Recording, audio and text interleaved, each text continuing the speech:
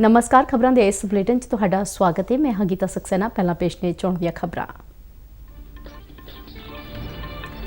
विश्व प्रसिद्ध भगवान जगन्नाथ रथ यात्रा च शामिल होने लई ओडिशा के पुरी और गुजरात के अहमदाबाद में देश विदेश तो आए श्रद्धालुओं का लगा तांता। राष्ट्रपति उप राष्ट्रपति प्रधानमंत्री और कई होरना आगुआं ने देशवासियों नूं रथ यात्रा दीआं शुभकामनावां दित्तियां। सुप्रीम कोर्ट ने महाराष्ट्र के मुख्यमंत्री और होर विधायकों विरुद्ध शिवसेना उद्धव ठाकरे धड़े वालों दाखिल ताज़ा पटीशन से तुरंत सुनवाई तो किया इनकार।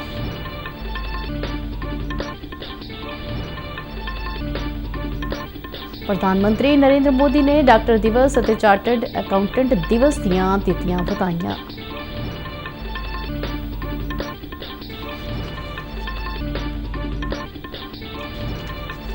जीएसटी की अज 5वीं वर्षगांठ मनाई जा रही है।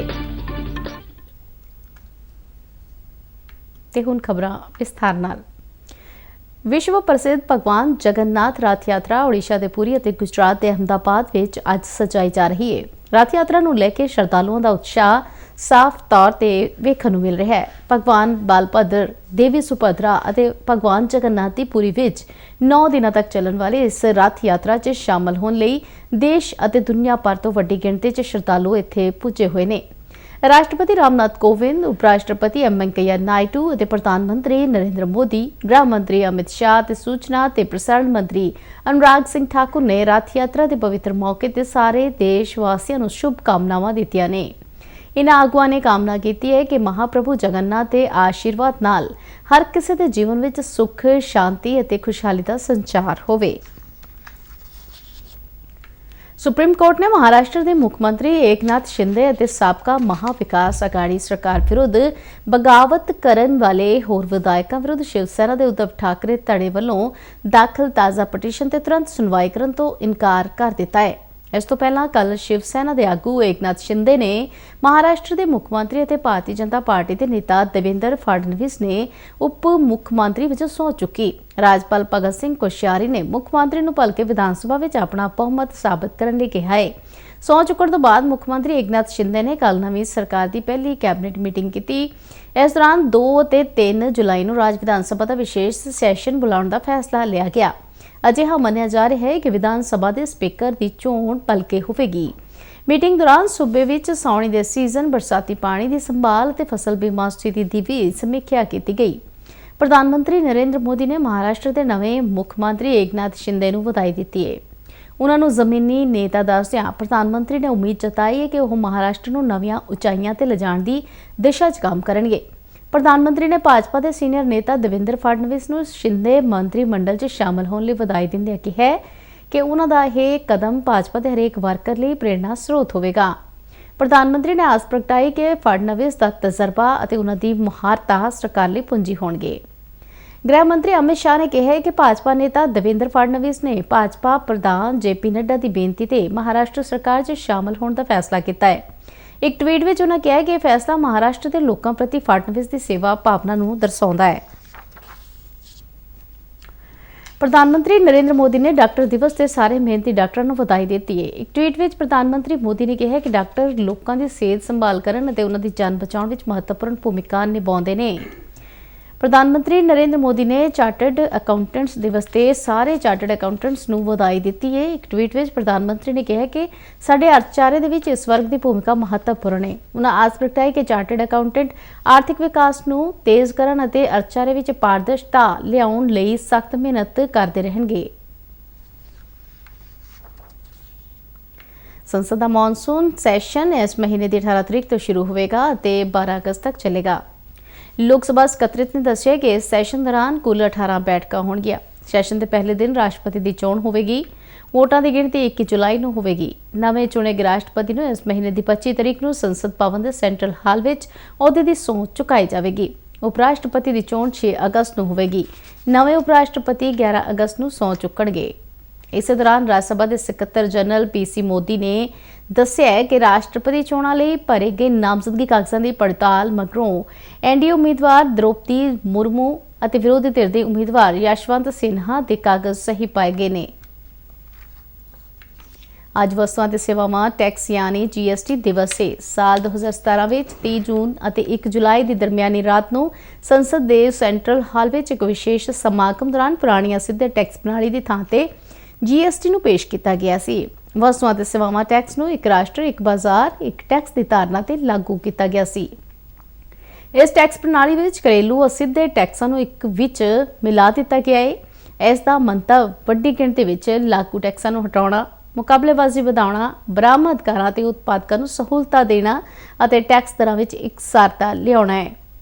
ਕੇਂਦਰੀ ਖਜ਼ਾਨਾ ਮੰਤਰੀ ਨਿਰਮਲਾ ਸੀਤਾਰਮਨ ਅੱਜ ਨਵੀਂ ਦਿੱਲੀ ਵਿੱਚ 5ਵੇਂ ਗੁਡਸ ਐਂਡ ਸਰਵਿਸਿਜ਼ ਟੈਕਸ ਦਿਵਸ ਸਮਾਗਮ ਦਾ ਉਦਘਾਟਨ ਕਰਨਗੇ।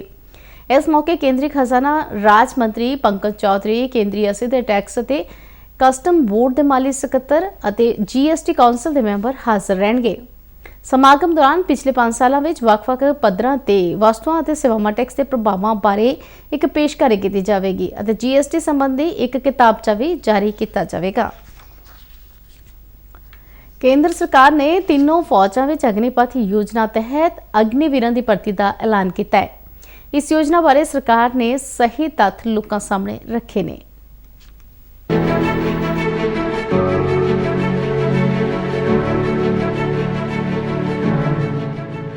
ਜਦੋਂ ਤੋਂ ਹੋਸ਼ ਸੰਭਾਲਿਆ ਸੁਪਨਾ ਇਹ ਹੀ ਸੀ ਕਿ ਕਿਸ ਤਰ੍ਹਾਂ ਦੇਸ਼ ਦੇ ਕੰਮ ਆਏ। ਸੀਨੇ ਵਿੱਚ ਬਲਦੀ ਦੇਸ਼ ਪ੍ਰੇਮ ਦੀ ਅੱਗ, ਹੋ ਤਨ ਸਮਰਪਿਤ, ਹੋ ਮਨ ਸਮਰਪਿਤ। ਇੱਕ ਮੌਕਾ ਆਪਣੇ ਅਤੇ ਦੇਸ਼ ਲਈ।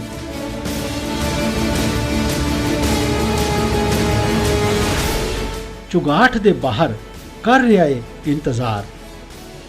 ਮਾਣ ਨਾਲ ਭਰਿਆ ਇੱਕ ਉਜਵਲ ਭਵਿੱਖ, ਇੱਕ ਅਗਨੀਪਥ।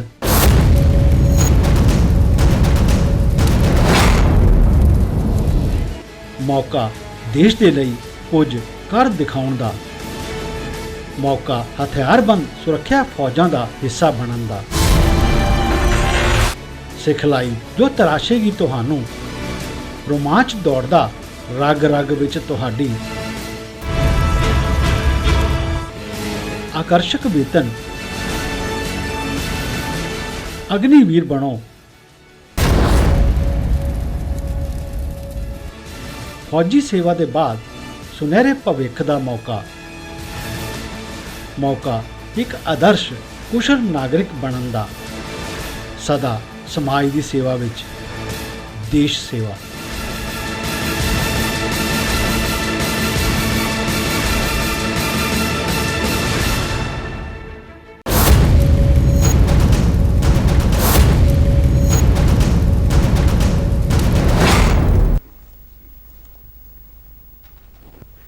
ਪਲਾਸਟਿਕ ਦੀਆਂ ਸ਼ਨਾਖਤ ਕੀਤੀਆਂ ਗਈਆਂ ਸਿੰਗਲ ਯੂਜ਼ ਪਲਾਸਟਿਕ ਵਸਤੂਆਂ ਦੇ ਨਿਰਮਾਣ, ਦਰਾਮਦ, ਸਟੋਰੇਜ, ਵੰਡ, ਵਿਕਰੀ ਅਤੇ ਵਰਤੋਂ ਤੇ ਪਾਬੰਦੀ ਅੱਜ ਤੋਂ ਦੇਸ਼ ਭਰ ਵਿੱਚ ਲਾਗੂ ਹੋ ਗਈ ਹੈ।